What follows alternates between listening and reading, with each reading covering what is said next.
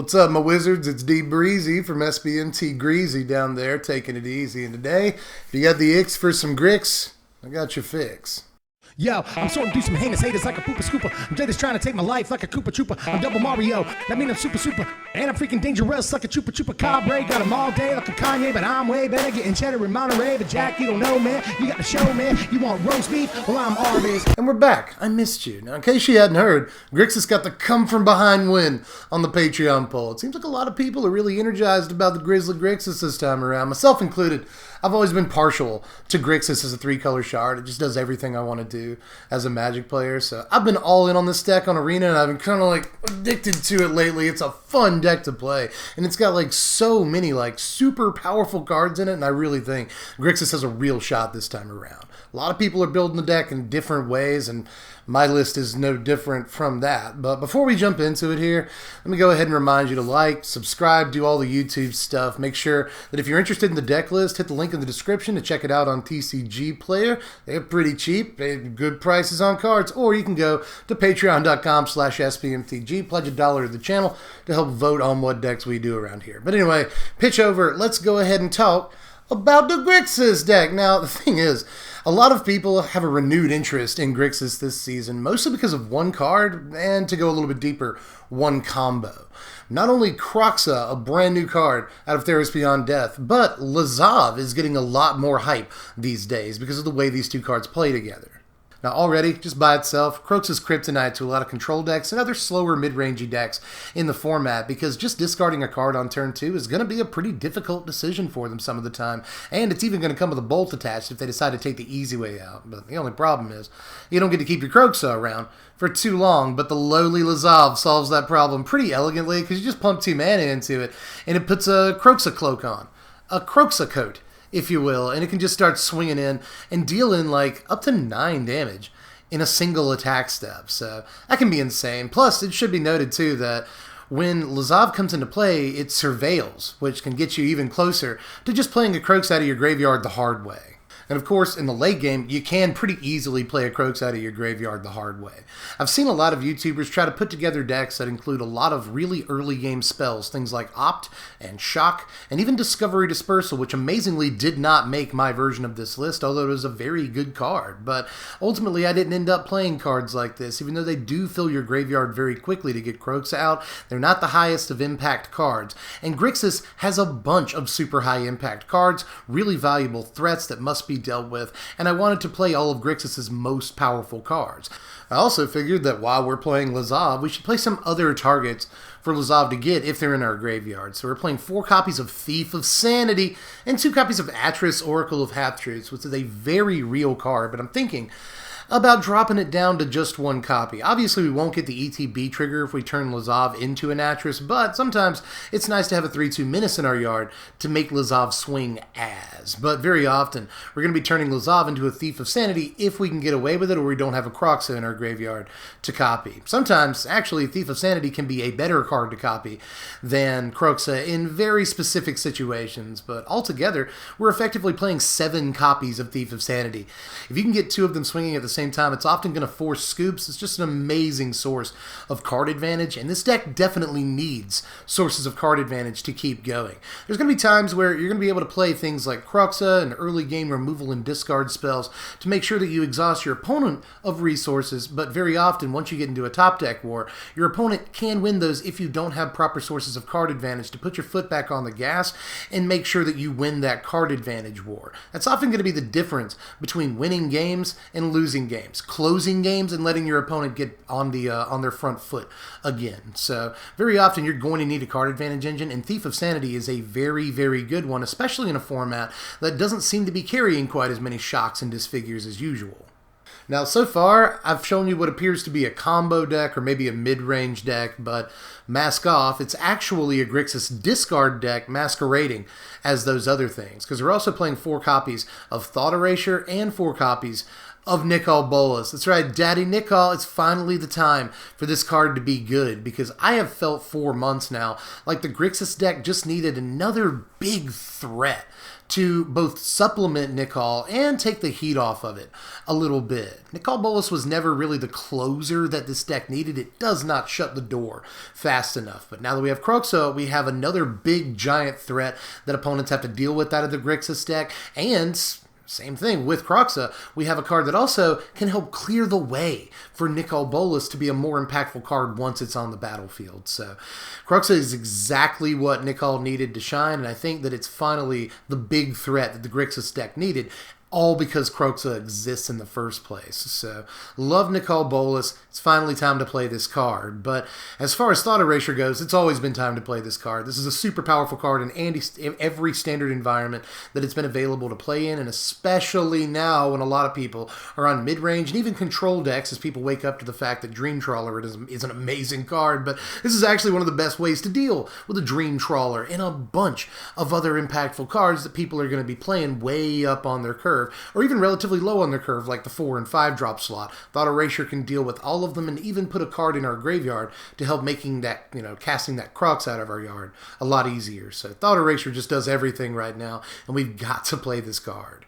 I was saying that the Grixis deck got another big threat in the form of Kroxa. All it needed was one more big threat, but it actually got 2 more big threats. Not only Kroxa, but Ashiok. I feel like it's worth playing another 5-mana Planeswalker somewhere in our deck, just because Ashiok is so good right now. Not only is the -3 ability good just on its own, but in a deck that's a little bit more focused on discard, the -3 ability is nutso and can take out any non-land permanent on the battlefield, which is something that this deck sometimes struggles with when it comes to taking care of artifacts and enchantments and stuff like that. This can be problem permanents. Ashiok helps with that. Plus, it's a creature factory, which means we have yet another way to shut the door in the late game, or just keep the door open for ourselves, in the form of making blockers for defense and whatnot. I'm going to make room for at least the 1 copy of Ashiok. This has been a very impressive card so far. But we'll finish off the main with some removal here. We're playing 4 copies of Tyrant Scorn and 2 copies of Angrath's Rampage. I want to talk about Angrath's Rampage especially for a moment here. This can pick off things like not only Teferi and Nissa, and that's important, just the ability to take out Planeswalkers is good, but it can also pick off Witch's Ovens, the occasional Embercleave, that's important at the moment especially, but it snipes Paradise Druids, which is good not only against the ramp decks that play Nissa and whatnot, but also against the various green aura-based decks right now that like to use Paradise Druid as kind of their Bogles, their hexproof creature. Sometimes they'll play a bunch of like Karametra's Blessing and God's Willing and whatnot, and this can get around all of that if they only have 1 creature out. Angrath's Rampage has been just an overperformer so far, but Tyrant Scorn is a great card to have in the early game too. It just takes out a huge variety of threats, including things like Lovestruck Beast and Routing Regisar that are just huge for only 3 mana, Yorvo, stuff like that. But also just really important creatures. Plus, it can sometimes save a Lazav. It can sometimes save a Kroxa. It can save a Thief of Sanity. Sometimes, just when we need it to, it can do that. And that's a really important function of the card every now and again, especially against control decks, where Tyrant Scorn in Game 1 is often like a relatively dead card. You can turn it into just effectively a bounce spell that saves a creature from removal. That's an important mode.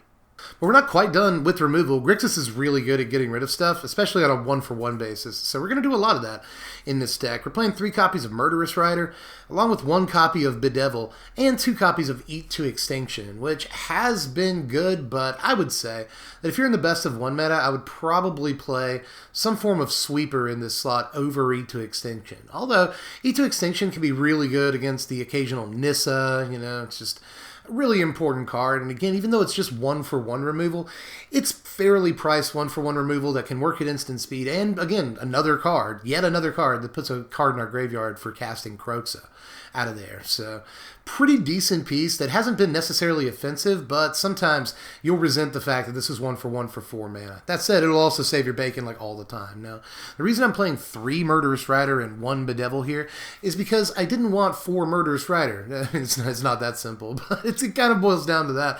I felt like having the one Bedevil means that we have a card that actually goes to our graveyard rather than a card that just, continually gets shuffled into our deck or goes to exile or whatever. Sometimes Murderous Rider will go to our graveyard, whether it gets countered or, effectively countered by our opponent messing with, maybe they sacrifice the creature we've targeted to Witch's Oven. In which case, Murderous Rider will go to the graveyard. But if it's in the graveyard, take advantage of that. Either use it to get Kroxa out of there or turn Lazav into a Murderous Rider for a lifelink swing. There are things you can do. So sometimes Rider does go to the graveyard. It's important to remember. But a lot of times it doesn't.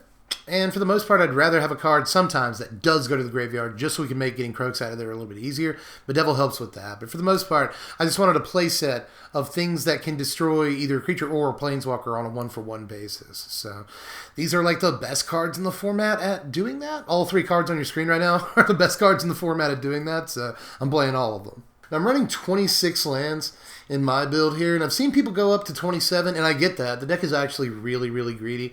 The deck has a lot of cards that kind of cost a lot to cast, just a little bit, right? In some turns, you're going to want to cast more than one card. That's the cool thing, too, I forgot to mention about, Angrass Rampage, is that it allows you to take out that Nissa and still have mana left over to, Tyrant score one of their lands or something. So that can sometimes be important. I just want to pound in how good Angrass Rampage is. Double spelling is important. But anyway, back to the lands. The deck is relatively hungry. Not only are you going to want to double spell on some turns, but you want to spend mana on, making Lazav into a creature that's in your graveyard and still play a spell. Just a fairly greedy deck in terms of mana, as Grixis should be, right? So at least 26, if not that 27th land, but I haven't had too many problems with this. Now here's the sideboard that we've landed on. We tried to shore up our worst matchups as best we could against aggro, and we are fairly bad against low to the ground aggro and decks that go wide too. I've had a fair amount of trouble against decks like Mono Black Devotion, so if you have to wipe the board all at one time, we've got plenty of ways to do that. Ritual of Soot and Cry of the Carnarium both in the board, and if you are up against an aggro deck, you want to put all 5 of these in your deck as soon as you go to sideboarding. And like I've said before, if you're in the best of 1 meta, you really want to work some amount of these sweepers, at least 2, into the main deck. Because again, decks that go wide are pretty good against decks that only have 1-for-1 removal and not too many onboard threats in the early game. So you might want to throw in some sweepers game 2. And again, best of 1, put some sweepers in the main deck. But in any case, against decks like Control, we've got things like Duress, very effective, and plays on very well with the discard theme, and Negate as well, which I'd like to put more copies of in this board, but we still need stuff like Ether Gust against obviously red and green decks, right? But there's stuff like Erebos' Intervention too, which I want to talk about as well. This can come in against a variety of decks. There are plenty of decks using the Yard this is good against, but again, against aggro decks, you're going to need this life gain. There's been a lot of situations where I've taken way too much damage from the Shocklands and Murderous Rider to really stay in the game against super low to the ground decks.